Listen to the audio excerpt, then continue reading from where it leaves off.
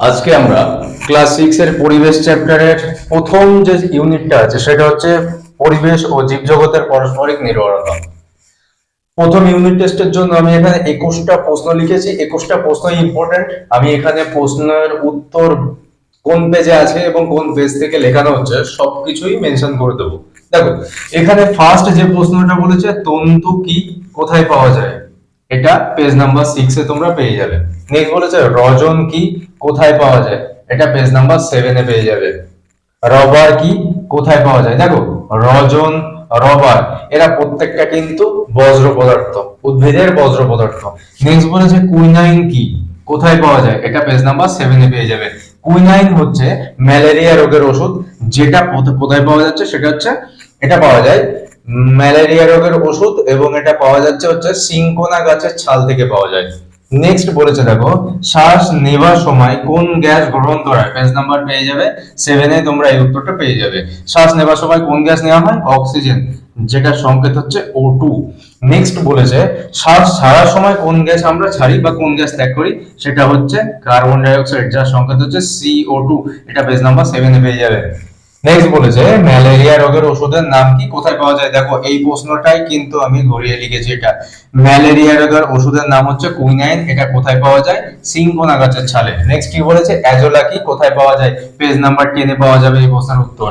Azolla হচ্ছে এক ধরনের পানা, যেটা কিন্তু ধান খেতে চাষ করা, এটা নাইট্রোজেন ফিক্সেশনে কাজে লাগে, অর্থাৎ বাতাসের যে নাইট্রোজেন সেই নাইট্রোজেনে নিজের দেহে টেনে নিতে পারে। নেক্সট বলেছে মিথজীবিতা কি, এটা পেয়ে যাবে পেজ নাম্বার 11। মাংসাশী ও তৃণভোজী প্রাণী কাদের বলে উদাহরণ দাও, মাংসাশী ও তৃণভোজী প্রাণী কাদের বলে উদাহরণ দাও, এটা তোমরা পেয়ে যাবে কত, পেজ নাম্বার 11 এ। পরে বলেছে পরজীবী কাদের বলে উদাহরণ দাও, দেখো পরজীবী কাদের বলে উদাহরণ দিলে প্রাণী এবং উদ্ভিদ দুটোই দেবে। প্রাণীর ক্ষেত্রে উকুন দিতে পারো অথবা ফিতাকৃমি দিতে পারো, উদ্ভিদের ক্ষেত্রে স্বর্ণলতা দিতে পারো।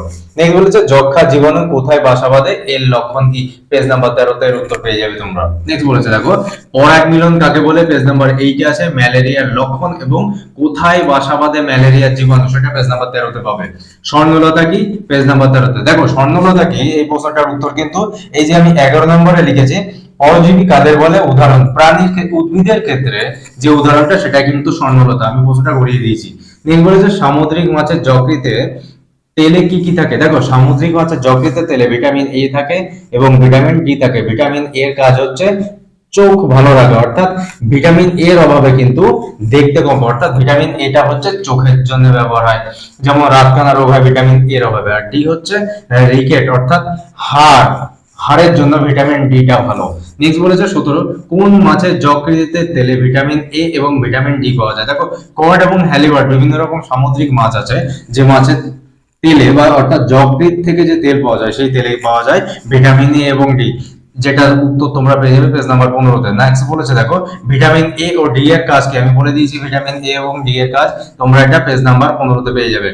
কাকে কেন ঝাড়ুদার পাখি বলা হয়, পেজ নাম্বার 15 তে পাবে। ল্যাক্টোব্যাসিলাস কি, দেখো ল্যাক্টোব্যাসিলাস কি, এটা তোমরা পেজ নাম্বার 20 তে পেয়ে যাবে। দুধ থেকে দই তৈরিতে কোন অ্যাসিড ব্যবহার করা হয়, এটা পেজ নাম্বার 20 তে পাবে। এটার উত্তর বলছি ল্যাকটিক অ্যাসিড। দেখো ল্যাকটিক অ্যাসিড দুধ থেকে দই তৈরিতে সাহায্য করে।